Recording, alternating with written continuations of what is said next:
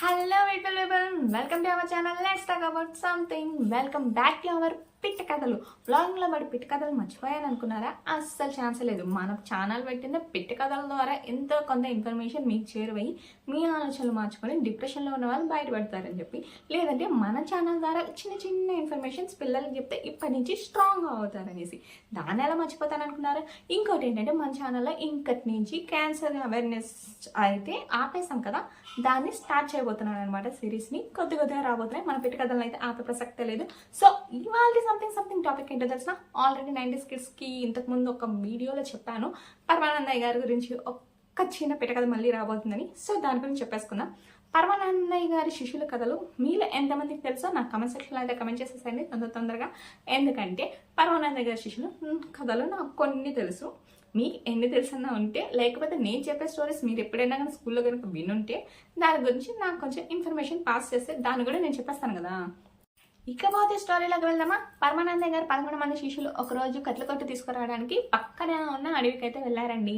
So 11 మంది ఎంత ముచ్చటగా వెళ్ళారో, కట్టె కొట్టుకొని మూట కట్టుకొని అట్లే తీసుకొని వస్తూ ఉండగా వాళ్ళ చిన్నలో ఒక చిన్న అడ్డంకి వచ్చిందనమాట. అడ్డంకి ఏంటి అంటే ఒక చిన్న కాలువ దాటాల్సి వచ్చింది.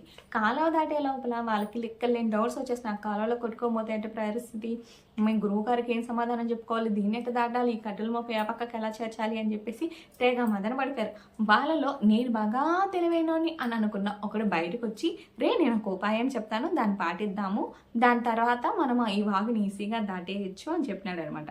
మిగతా వాళ్ళు అరే వీడు మనకన్నా తెలివైనడు కదా, వీడు ఏదో ఉపాయం చెప్తాడంట, దాన్ని పాటించేద్దామని చెప్పేసి వచ్చేసినాడు. ఇంతకు వాడు చెప్పిన ఉపాయం ఏంటో తెలిసిన, ఈ పక్క మనం ఎంతమంది ఉన్నామో లెక్క పెట్టుకొని వాగు దాటిన తర్వాత అంతే మంది ఉంటే మనం సేఫ్గా ఇంటికి వెళ్ళిపోవచ్చురా, మనలో ఎవరు కూడా కాలువలో దూరి కాలంలో పడి కొట్టుకుపోయినారంటే అన్నట్టు కాదు అని చెప్పేసి బాగా మంచిగా బుద్ధి ఆలోచించి చెప్పినాడు. వాళ్ళు 11 మందిని ఒక్కొక్కరు లెక్కేసుకున్నారనమాట. ఎట్లా లెక్కేసుకున్నారో తెలిసిన, వాళ్ళ పేర్లు వాళ్ళు చెప్పుకుంటూ వచ్చారు. సో 11 మంది ఒక చేయి ఒకరు పట్టుకొని వాగునైతే దాటుకుంటూ వచ్చేసారు. అదేం పెద్ద వాగు కాదండి, వాగు కొట్టుకోబోయేటట్టు. ఇక్కడ ట్విస్ట్ ఏంటంటే అదొక చిన్న కాలువ, ఒక అడుగులో ఆ పక్క నుంచి ఈ పక్కకు దూకేయచ్చు. దానికి వాళ్ళు ఇంతసేపు డిస్కషన్ పెట్టుకున్నారు. సో దాటుకున్న తర్వాత వాళ్ళ డిస్కషన్ ఎంతవరకు సఫలమైంది విఫలమైంది అనేది చెప్తాను ఇప్పుడు. దాటుకున్న తర్వాత వాళ్ళు ఇంతకుముందు తెలియగల వాడిని అని చెప్పి ముందుకు వచ్చాడు కదా, వాడు ముందుకెళ్ళి లెక్క పెట్టడం మర్చిపోయాడు. మనం 11 మందిం కదా, సో ఇప్పుడు నేను లెక్క పెడతాను ఎంతమంది ఉన్నారు అని చెప్పి 1 2 3 4 అని చెప్పేసి 10 మందిని లెక్క పెట్టాడు. 10 మందిని లెక్క పెట్టిన తర్వాత కూర్చొని బోరు నడుస్తున్నాడు.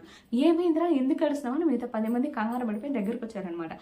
మనం 11 మంది కదా వచ్చింది, ఇందాక 11 మంది ఒక్కొక్కరు చేతి మాట్లాడినాం కదా, ఇక్కడికి వచ్చే 10 మంది ఉన్నారా, 11 మంది లేము అని చెప్పేసి దగ్గర ఫీల్ అయిపోయి బాగా ఏడ్చేసి ఆ తర్వాత అందరికీ చెప్పినాడు.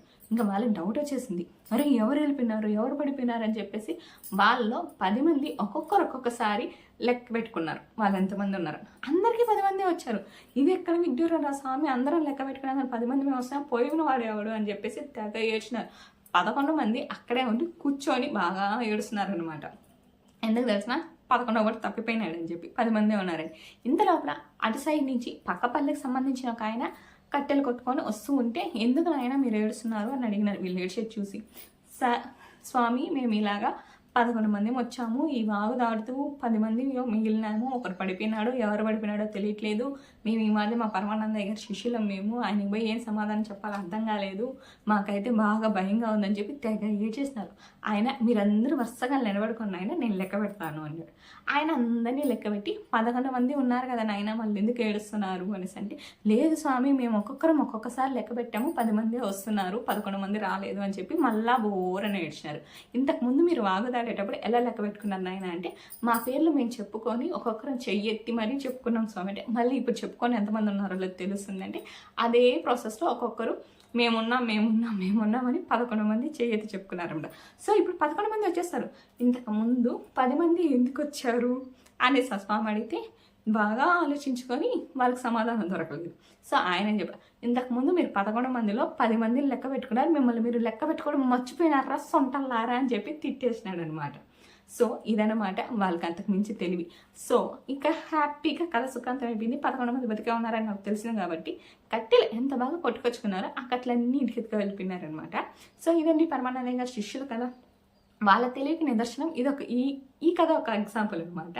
అంటే ఇలాంటి పిచ్చి పిచ్చి కథలు కూడా చాలానే ఉంటాయి. పిచ్చి పిచ్చి కథలు అనాలో మంచి కథలు అనాలో మీరే డిసైడ్ అవ్వండి. నాకైతే ఇవి మంచి కథలే, ఎందుకంటే చిన్నప్పుడు ఇలాంటి కథలు చెప్పడం ద్వారా పెద్ద అయ్యే కొద్దీ మన మైండ్ అనేది కొంచెం షార్ప్ అవుతుంది. దాని ద్వారా మనం నీతి తెలుసుకున్నామా, తెలివి తక్కువతనం తెలుసుకున్నామా అనేది మీ విజ్ఞతకే వదిలేస్తున్నాము. ఇలా చిన్న చిన్న కథలు పిల్లలు చెప్పి చూడండి, అప్పుడప్పుడు వాళ్ళు ఏమి మీకు రెస్పాండ్ అవుతారో దాన్ని బట్టి మీకు అర్థమైపోతుంది. సో ఇలాంటి కథ 90s కిడ్స్ మీరు ఎప్పుడైనా చిన్నప్పుడు విన్నారా? వినే ఉంటారు, ఎందుకంటే మన తెలుగు టెక్స్ట్ బుక్లో ఉంది ఇలాంటి కథలు. సో ఇప్పుడున్న వాళ్ళకి ఇవి లేదనుకుంటా, మళ్ళీ రీకలెక్ట్ చేద్దామని చెప్పి పరమానంద గారి శిష్యులు కథని మీ ముందు నా రూపంలో తీసుకొచ్చేసాను. ఈ కథ మీకు నచ్చినట్టు కనుక మర్చిపోకుండా లైక్ చేయడం, షేర్ చేయడం, కామెంట్ చేయడం మర్చిపోకండి. ఇన్ని చేసిన తర్వాత సబ్స్క్రైబ్ చేసుకోకపోతే ఏం బాగుంటుంది? Do subscribe. Bye bye.